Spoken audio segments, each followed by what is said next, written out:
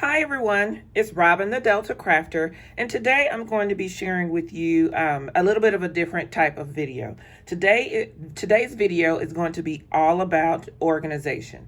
One of the things that I feel like helps a crafter and creator be a little bit more creative is because just knowing where your items are, being able to easily put your hands on them so that when the inspiration strikes, then you know you can go and grab your things easily and be able to pull them out and then fulfill that inspiration that you have received, create that item.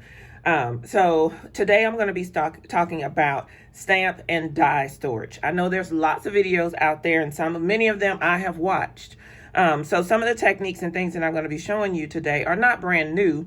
But I'm just showing you my spin on them and sharing with you the products that I have used and have found to be very, very reliable as well as economical. So let's go ahead and get started in this video. So what I'm showing you here is the section of my craft room where I store my stamps and dies. So you can see I kind of have a system going where I am using some clear bins and some labels that I'm creating with heavy colored cardstock, and laminating those and creating labels for each one of those, each section rather. So if we go in closer here, sorry for the shakiness.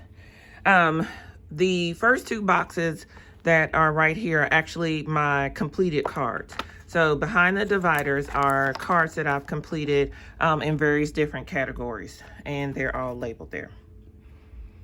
The next two rows are my small stamps and dies. So in this container, I have all my small stamps labeled and separated into various different categories, and then it continues over here.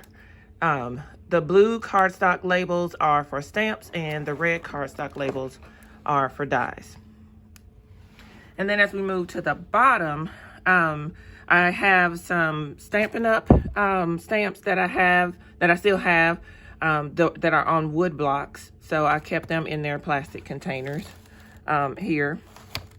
And then, I have a larger container that holds my 6x8 stamps and dies. So in this container, I'm going to pull this out and kind of show it to you how I've organized that. So my 4x6 stamp sets are kept in these two bins right now, and as my collection grows, I'm sure I'll need to expand and kind of revamp my system. But the 4x6 stamps are kept in categories, and my 6x8 stamps are kept in a different manner. So I'm going to pull that out and show that to you along with the products that I use to store my stamps. So let's take a look at that.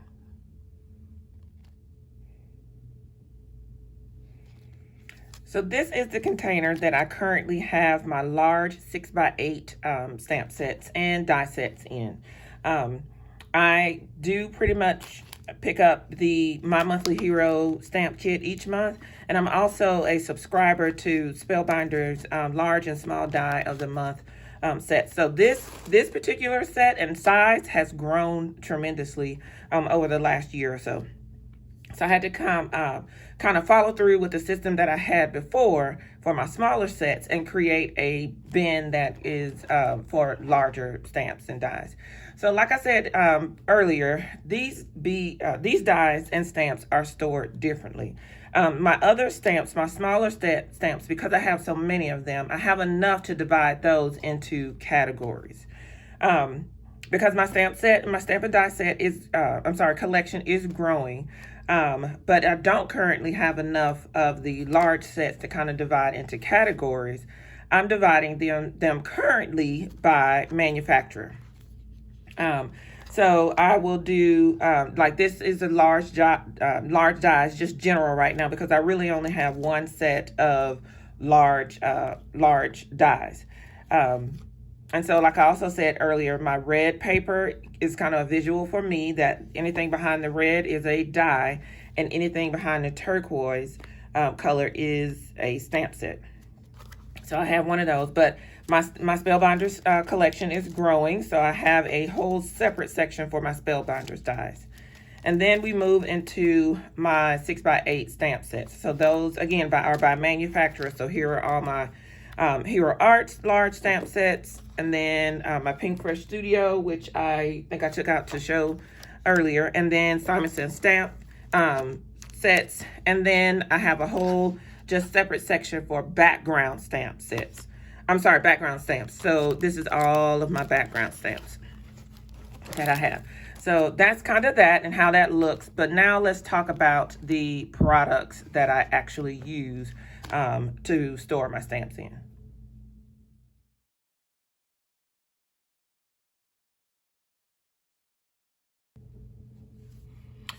So the first product that I'm going to show you, and before I even get started on the products, I want everybody to know that I'm going to link all the products that I'm using or sharing with you today. I'm going to link them below in the comments, and they're also going to be linked on my blog, thedeltacrafter.com. So if you want to jump over there and find anything, the links will be there as well. But the first pocket that I'm going to be sharing with you is this large pocket that I use for my 6x8 stamp sets. This pocket is, it's called a large stamp and die pocket. It comes in a set of 10, and it is actually 9.4 by 7 inches. So it fits a 6x8 stamp very well. And you can see I've got my labels here that I'm creating. I'm going to show you what I use to create those as well. But the pocket, one of the things I really like about this pocket is it is sturdy. So this is a very thick plastic. I don't know if you can kind of hear that. But this is a very thick plastic that can be used, and it's reinforced on the edges because it's been heat sealed. But it makes the perfect storage pocket for the stamps that are larger and dies as well. So this is what I use. I found these on Amazon, and again, I'm going to link them below in the comment section.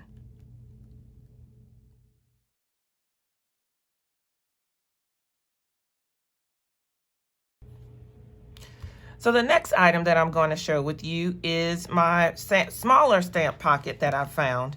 I found it on Amazon as well, and I use that for my smaller 4x6 stamp sets, such as this one here, and I also use it for die sets. And they fit very well in here. These pockets are not as thick as the previous pockets, the larger ones that I use, but they are still nice and pretty and thick enough to withstand any movement and the in and out that you may be pulling them out of your storage bins and placing them back in there, sharing them with friends, whatever the case may be. These come in a package of 100, which is awesome because this package of 100 has lasted me quite a while. But you know, I know that I can go back and order more when I'm ready. Again, I'm going to link these below in the description box in the comments section and on my blog so that you can find them as well.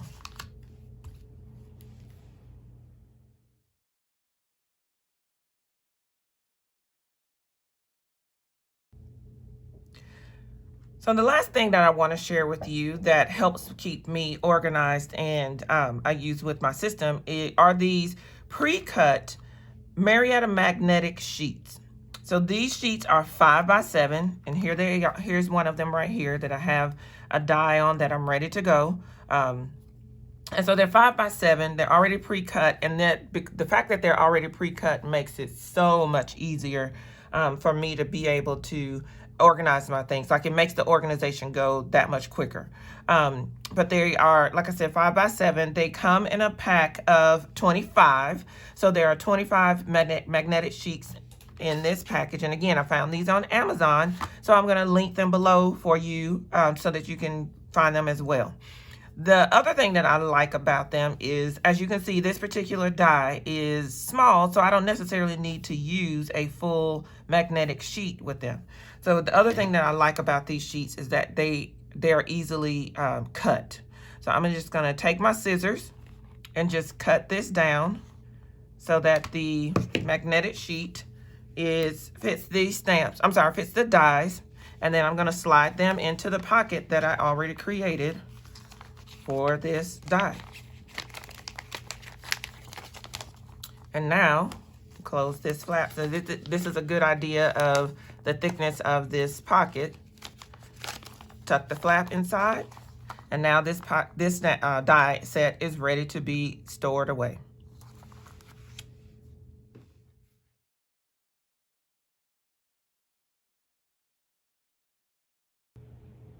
So for consistency in labeling my my craft products, I use the P-Touch label maker. Many of us have this label maker. I think Jennifer McGuire, I watched a video of hers, and she shared that she used the P-Touch label maker, and I later went out and purchased one because this really is a great investment. Once you start to accumulate craft supplies and you need to start organizing them, one of the best things to do when you're organizing is to label your products and your bins so that you know what is what. So having a label maker helps you to be able to easily do that. So I have the P-Touch D400 label maker, and it has 14 different fonts that you can make labels with. You also have the ability to create two line labels. So I like that function because I like to put the name of the stamp set, and in this case the year that it came out, and then the name of the manufacturer on the outside as well. So I love this thing. Great investment purchase, and so happy that it is a part of my craft room. I know there are a lot of ideas and preferences on the out there about whether or not to keep the original packaging and the liner that comes with these stamps. Some people don't like to keep the liners because, just you can see here, they're like all different colors and things of that sort. But what I've found is, for me, I do like to keep the liners when there are guides and instructions on the back, or inspiration, crafting ideas on the back of them that can help me spark some ideas and help me to know how to use the products. So for my layering dies, excuse me, layering stamps and dies, I definitely like to keep the liners intact. And then for other ones, like this infinity die set, I also like to keep the liner because it gives me the dimensions of the largest die and the smallest die. So then I don't have to go and guess, and I can kind of figure some things out using the information that's already provided here. So just wanted to share that. And the other thing that I found is, once I get the dies into my bins and I have my dividers up, I can't see the different colors of the backers anyway. So because I have my my dividers stick up, as you can see, about a ½ inch higher than the packaging, you're never going to see all the different things behind there until you actually go in there and dig into the stamp sets. So having the different colored liners and the packaging looking different doesn't bother me. I don't have to go through the extra labor or expense of cutting down white cardstock or colored cardstock. Like, I'd rather spend that time getting my things organized, as well as playing with them and using them to create beautiful makes. So that's my opinion. That's the process that I use, and so I'm sharing that with you. I hope you have enjoyed this video. If you have, I'd love it if you give it a thumbs up, and then make sure you hit the subscribe button so that you can join the Delta Crafter family. Also, don't forget to hit the bell so that you can be notified of the very next time, and each and every time that I post a new video. Until then, family and friends, bye-bye. Enjoy your day.